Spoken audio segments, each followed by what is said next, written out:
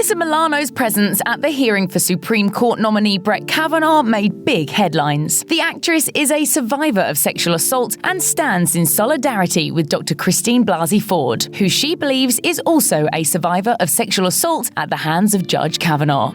She can relate.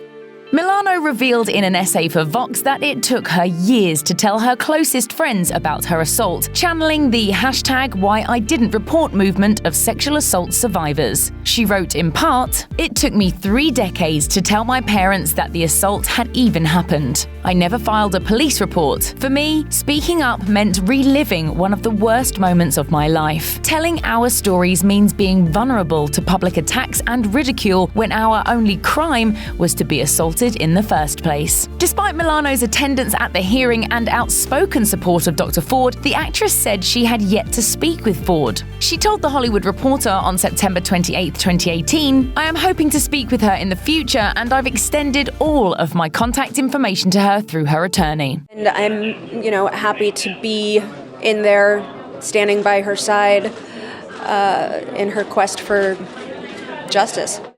The #MeToo movement.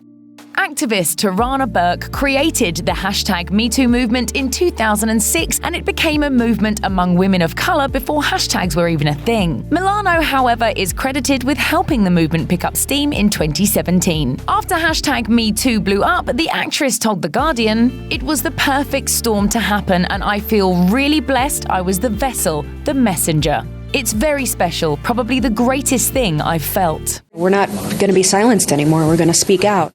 Congress connections.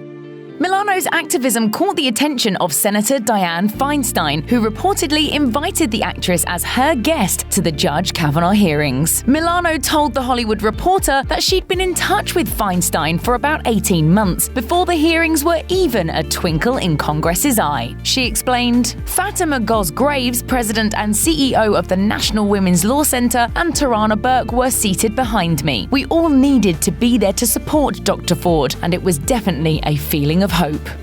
Upcoming election cycle.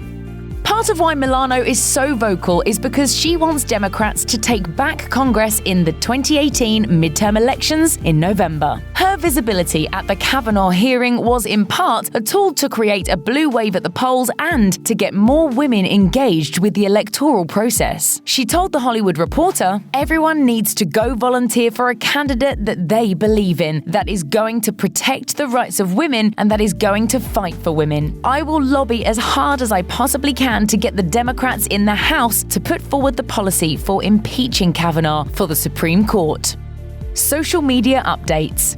Milano was actively updating her social media accounts at the hearing, but contrary to reports, she insists her phone wasn't confiscated. She was, however, subjected to 2 minor slaps on the wrist. One was for a sign that she had on her clipboard that read, "I believe survivors. Vote no on Kavanaugh." The other was for recording videos of the hearing with her phone. Milano told The Hollywood Reporter, "I completely forgot that sign was even on my clipboard. I had protested the day before. I got a warning about taking video, but my phone was never taken away from me, which is clear by the amount of times I tweeted." So it was important for me to be able to support her and to support survivors everywhere. What cameras didn't catch.